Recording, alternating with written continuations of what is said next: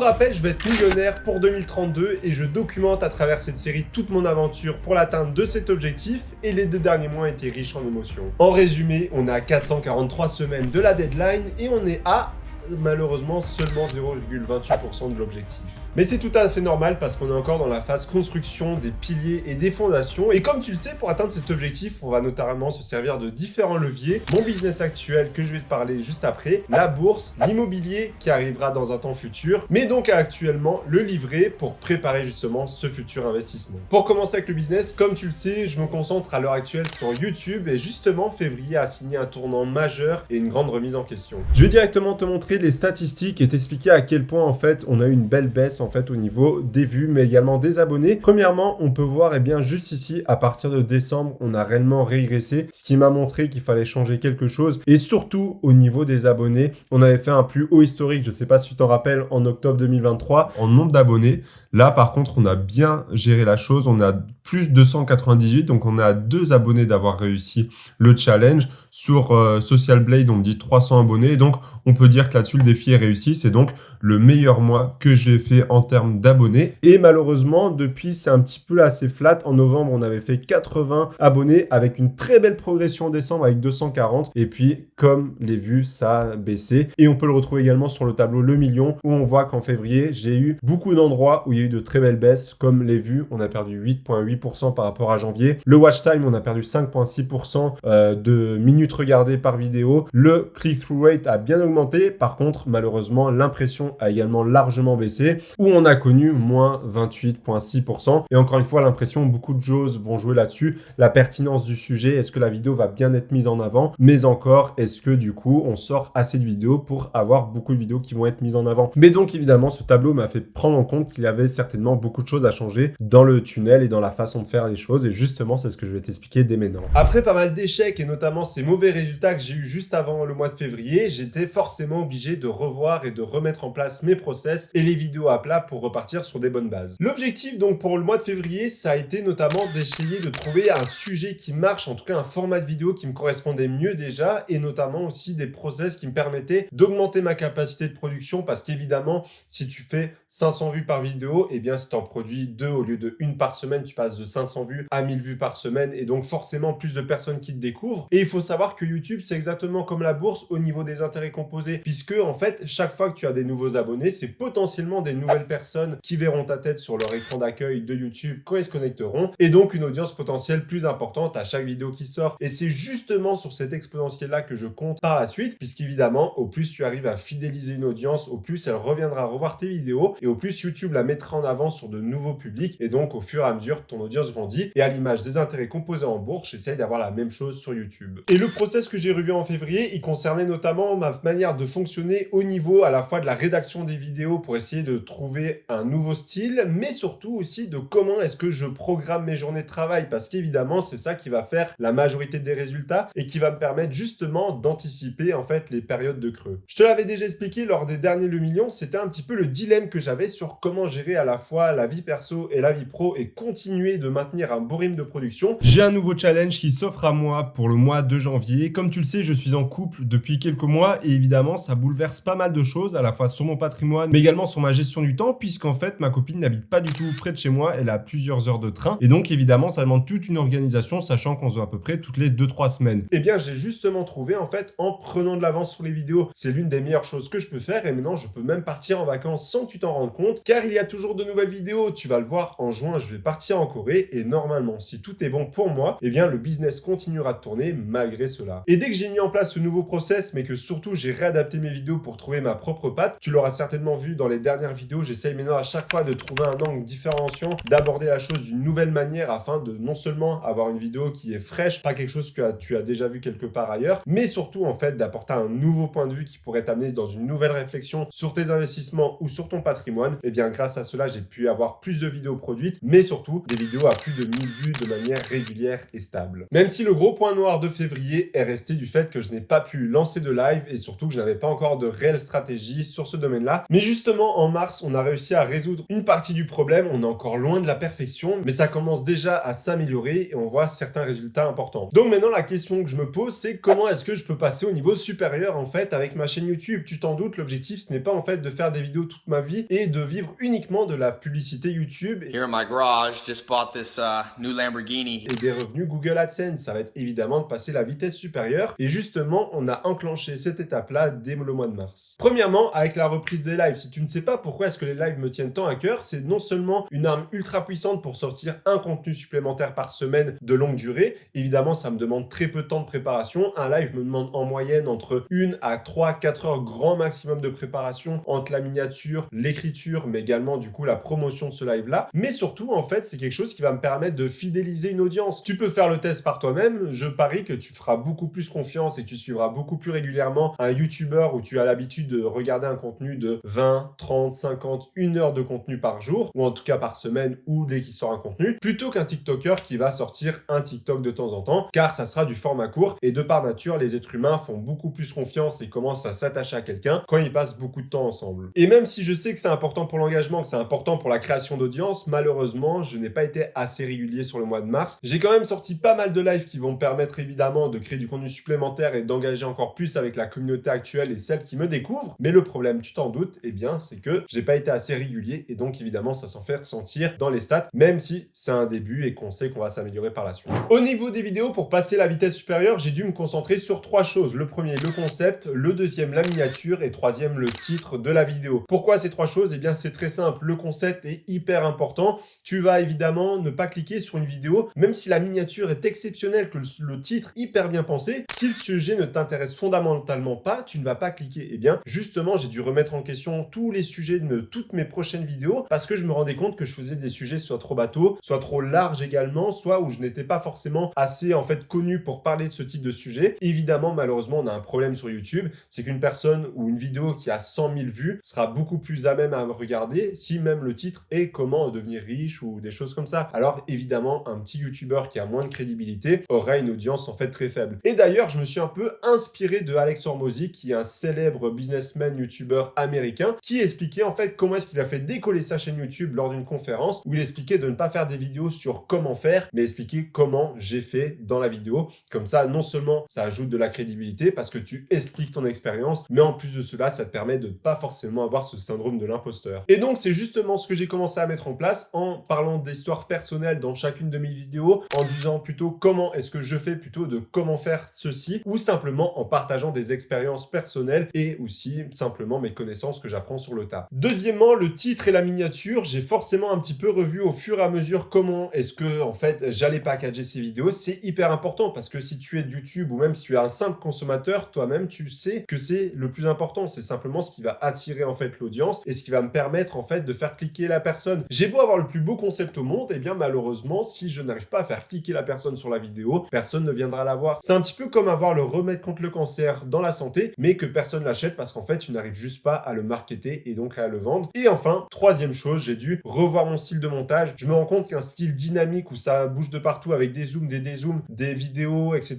pour illustrer, ça fonctionne encore très bien, on va pas se mentir, mais de plus en plus de personnes, j'ai l'impression, dites-le moi en commentaire si c'est le cas, cherchent en fait un retour au naturel, aux vidéos très peu produites ou en tout cas entre guillemets très peu dynamiques. Et même au niveau de TikTok, etc., on voit un changement de direction où maintenant on fait plutôt des TikTok de plusieurs minutes quand on veut expliquer quelque chose plutôt que des TikTok de 30 secondes. J'ai l'impression qu'on a un renversement de tendance avec aussi un niveau d'attention où on cherche en fait à regarder et consommer des vidéos de plutôt de 30-40 minutes sur YouTube et même parfois le consommer plutôt sur un téléviseur plutôt qu'un ordinateur ou un téléphone. Et d'ailleurs, ces stats sont en hausse au fur et à mesure du temps, donc je pense ne pas me tromper là-dessus. Et d'ailleurs, les statistiques de mes dernières vidéos où j'ai fait beaucoup moins de montage et d'animation, mais aussi de dynamisme dans celle-ci, ont beaucoup mieux performé. Mais donc, comme je te l'ai dit, l'objectif c'est que par la suite, j'arrive à monétiser l'audience que je suis en train de créer et pour cela, j'ai réfléchi à plusieurs piliers en fait d'accomplissement pour petit à petit en fait monétiser cette chaîne YouTube. Évidemment, je t'en ai déjà parlé, le gros objectif c'est les 5000 abonnés. À partir de ce moment-là, je lancerai le gros projet que j'ai en tête qui vous apportera énormément de bénéfices, je n'en doute pas. Évidemment, il va falloir que je le crée au fur et à mesure. Mais évidemment, avant cela, on a des sous-paliers, notamment les 3500 abonnés où je vais reprendre la newsletter d'une manière un petit peu originale que personne ne fait encore à l'heure actuelle. Au niveau des 4000 ou 4500 abonnés, je vais commencer un premier lancement de produit afin de tester le marché et voir ce qui pourrait vous plaire réellement. Et les 5000, ça serait le produit final normalement si tout se passe bien. Et alors où je te parle, on est le 26 mars et j'ai eu une très grosse surprise en fait sur ce dernier mois, c'est qu'on a explosé littéralement tous les résultats comme je vais te montrer dès maintenant sur mon écran. Du coup, comme tu peux le voir, pour mars, à l'heure actuelle, on a une très belle augmentation. Attention dans les statistiques que je suis en train de te montrer parce qu'on a un petit bug de YouTube. Normalement, je suis à plus de vues et plus de watch time également. Mais rien que déjà au niveau des abonnés,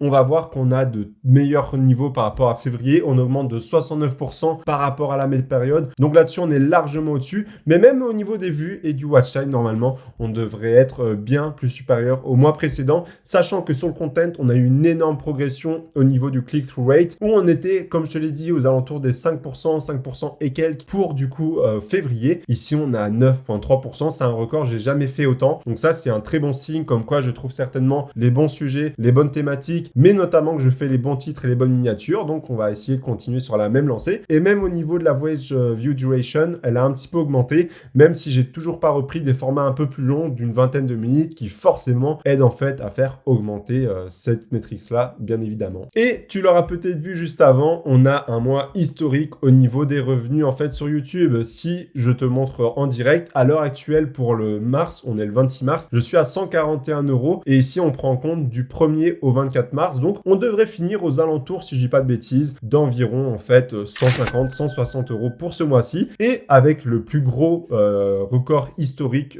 journalier de 17,56 €. C'est pas encore des milliers d'euros, mais c'est déjà extrêmement bien. Et quand on le compare ici aux autres mois, on voit qu'on fait quasiment et voire plus du double de certains mois en fait, voire parfois le triple. Donc c'est un très très bon signe pour l'avancée des vidéos. Et on voit aussi que le RPM a largement augmenté. Pour ceux qui ne savent pas, en fait, YouTube va faire payer à l'annonceur pour qu'on passe son annonce sur l'une de nos vidéos. Et YouTube va nous verser une partie de ce revenu-là qui est en général 50%. Et d'habitude, je suis plus autour des 3,50 €, 4 €. Et ici, on a 7,44 € qui explique également pourquoi est-ce que j'ai gagné autant durant ce mois-ci avec de très belles vidéos comme la façon de Trade Republic qui a un RPM, si je dis pas de bêtises, autour des 9 € ou en tout cas une fois une vidéo qui a explosé qui est l'application qui augmente tes revenus alors que j'avais publié il y a plusieurs mois où tu perds de l'argent en PEA qui a aussi très bien fonctionné. Donc ça explique aussi pas mal de choses. Mais donc comme tu t'es rendu compte, j'ai gagné énormément ce mois-ci et justement l'objectif de l'argent que je génère avec le business, que ça soit à la fois YouTube Ads, les affiliations ou les futures en fait ventes de formation, accompagnement, peu importe le produit que je vendrai, eh bien c'est évidemment de réinvestir dans le business. Donc la question est dans quoi est-ce que je vais investir cet argent? Premièrement, je vais payer pas mal de logiciels. Il faut savoir que je dois payer à la fois mon logiciel de montage, de programmation et de diffusion de live, un logiciel aussi au sein de mon montage pour me faire gagner énormément de temps qui s'appelle AutoCut, qui permet simplement de supprimer tous les vides en fait quand je ne parle pas dans les vidéos pour m'accélérer en fait la tâche. Une fois que tout ça est payé, je vais notamment payer ça de manière annuelle pour gagner de l'argent puisqu'ils font souvent des réductions. Ça sera notamment augmenter le matériel. Je compte notamment m'acheter un micro-cravate afin d'augmenter la qualité du son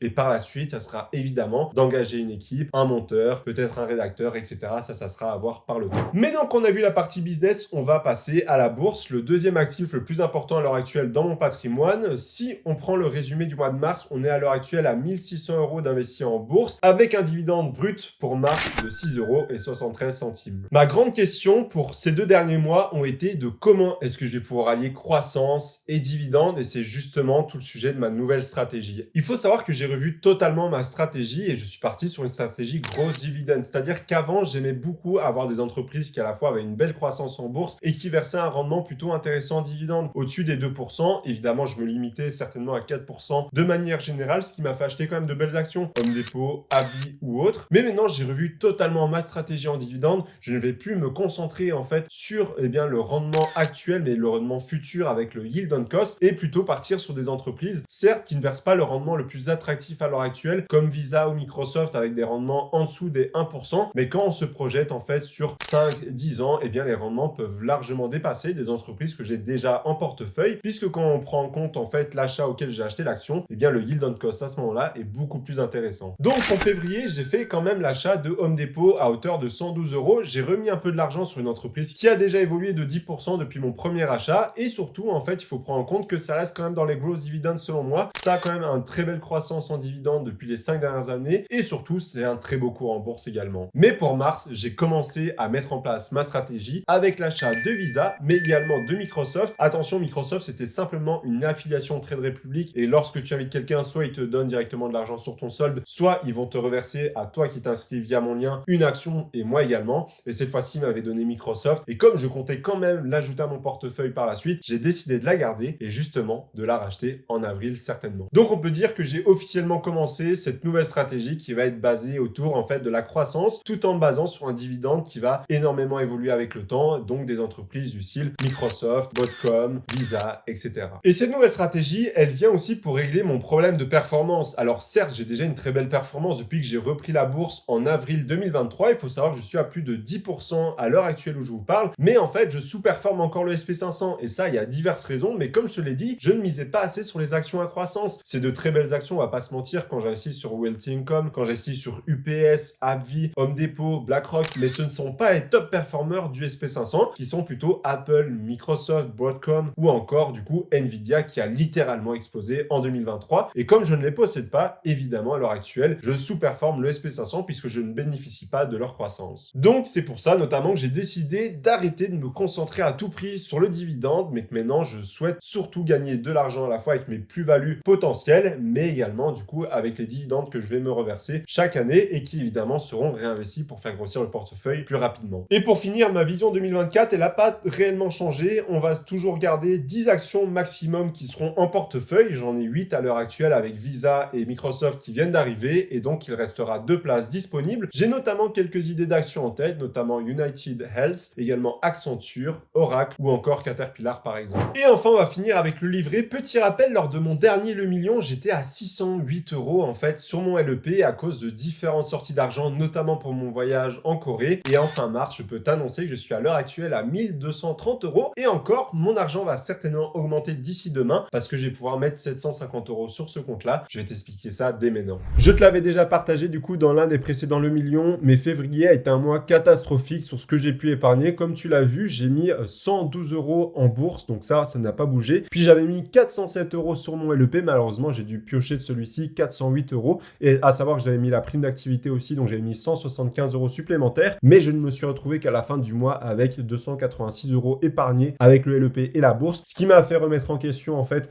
ma stratégie d'épargne. Et on voit qu'on est largement mieux reparti dès le mois de mars avec 551 € et on fera certainement encore mieux en avril, comme je t'ai expliqué juste après, pour différentes raisons, notamment une augmentation de salaire et également la prime d'activité, mais d'autres choses également. Mais en te montrant ça, ça me permet également de t'expliquer l'importance d'avoir ce type de tableau-là en fait à ta disposition. Ça va notamment te permettre de suivre en direct ton patrimoine, comment est-ce qu'il évolue. Moi, j'ai même mis des codes couleurs pour être sûr de savoir quand je respecte une chose ou quand je la dépasse, etc. Donc ça me permet aussi de me rendre compte quand il y a un problème et comment je vais pouvoir le régler. Mais donc fin février, je me rends compte que j'avance clairement pas aussi vite que je le souhaite et ça me pose énormément de soucis à différents points. Notamment, eh bien, j'ai mis très peu de côté en février comme tu as pu le voir et surtout si je continue comme ça, jamais je n'atteindrai mon objectif pour à la fois investir en immobilier, finir mon épargne de sécurité et surtout malheureusement ça va grandement impacter mon objectif qui sera de devenir millionnaire en 2032 puisque l'immobilier sera évidemment l'un des leviers principaux. C'est d'ailleurs pour ça qu'est arrivée ma stratégie financière 2.0 cette année et que j'ai même partagé en live. Il y a eu certains changements vu que je me rendais compte que je n'arrivais plus à gérer comme je le souhaitais l'argent en février. J'ai procédé à certains réajustements et notamment tout l'argent loisir que j'avais. Au lieu de mettre l'argent mensuel, eh bien je prends uniquement l'argent hebdomadairement parlant. Comme ça m'évite en fait de tout dépenser d'un coup et trop rapidement et surtout de mieux gérer mes dépenses. C'est notamment quelque chose que je te recommande si tu as un budget un peu plus serré et que tu avais tendance à piocher dans tes livrets. Mais surtout, c'est l'accélération de mon épargne qui va arriver dans les prochains mois, notamment en avril où je vais augmenter mon salaire puisque je suis encore alternant, je te le rappelle, et donc ça va faire 1 an que je travaille dans l'entreprise, donc je vais passer de 1142 € à environ, si mes calculs sont justes, à 1325 € en ajoutant la prime d'activité que j'ai touchée à partir de février. On serait aux alentours du coup des 1520-1530 €. Grâce à cela, mon épargne totale de mon salaire passerait de 500 € à 850 €, dont 750 € qui partiraient sur mon LEP jusqu'à la création en fait de mon apport pour l'immobilier et 100 € qui continueraient à être investis en bourse mensuellement. Donc si mes calculs sont justes, même s'ils sont un petit peu optimistes, fin 2024, je devrais avoir la somme totale de 7000 € environ sur mon LEP, de quoi commencer à finaliser mon apport immobilier et totalement mon épargne de sécurité. D'ailleurs, si tu n'avais pas vu le dernier épisode de Le Million, je te le mets juste ici, on se retrouve juste derrière, à tout.